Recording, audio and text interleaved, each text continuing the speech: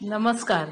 स्वागत आहे आपले आमच्या YouTube चॅनल गीताज ज्ञानमध्ये. म्हाडा मुंबई मंडळाची 2030 घरांची लॉटरी सुरू आहे.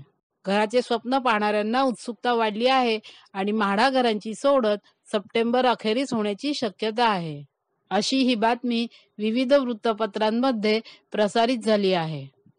मुंबई म्हाडाने लॉटरीमधील घरांच्या किमती 10 ते 25% कमी करत अर्ज करण्यासाठीची मुदत 19 सप्टेंबर पर्यंत वाढवली असतानाच दुसरीकडे लॉटरी काढण्यासाठीची तयारीही सुरू केली आहे.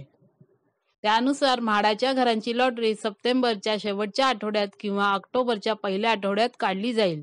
नरिमन पॉइंट येथील यशवंतराव चव्हाण सेंटरमध्ये लॉटरी काढण्याचा कार्यक्रम होण्याची शक्यता आहे. म्हाडाच्या मुंबई मंडळातर्फे 2030 घरांच्या विक्रीची प्रक्रिया सुरू आहे. पुनर्विकास प्रकल्पातून म्हाडाला बिल्डरकडून मिळालेल्या 370 घरांच्या विक्री किमती 10 ते 25% कमी करण्यात आले आहेत.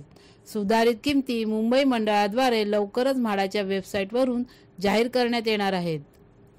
म्हाडाच्या घरांकरिता अर्ज करण्यासाठी https://housing.mhada.gov.in या वेबसाईटचा वापर करावा. अर्जदारांनी हे लक्षात ठेवा, नोंदणी करताना इच्छुक अर्जदाराचा मोबाईल नंबर आधारशी लिंक असणे गरजेचे आहे. नोंदणी करतेवेळी अर्जदाराला डिजी लॉकर या ॲपमध्ये स्वतःसह पती पत्नीचे आधार आणि पॅन कार्ड अपलोड करून ते लिंक करणे आवश्यक आहे.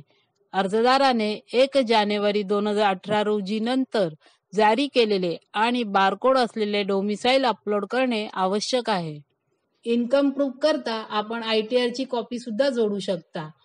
फायनान्शियल इयर 2023-24 ची ITR कॉपी अपलोड करा. ITR कॉपीच्या जागी सॅलरी स्लिप किंवा फॉर्म 16 अपलोड करणे अवैध मानले जाईल.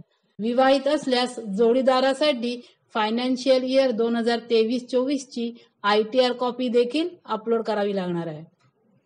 जर आपल्याकडे ITR नसेल तर उत्पन्नाचा पुरावा म्हणून आपण उत्पन्न प्रमाणपत्रासाठी तहसीलदार किंवा महा ई सेवा केंद्र प्रमाणित उत्पन्न प्रमाणपत्र अपलोड करा. त्यात महा ऑनलाईन, महा IT बारकोड असावा. प्रधानमंत्री आवास योजनेसाठी म्हाडाकडून नोंदणी.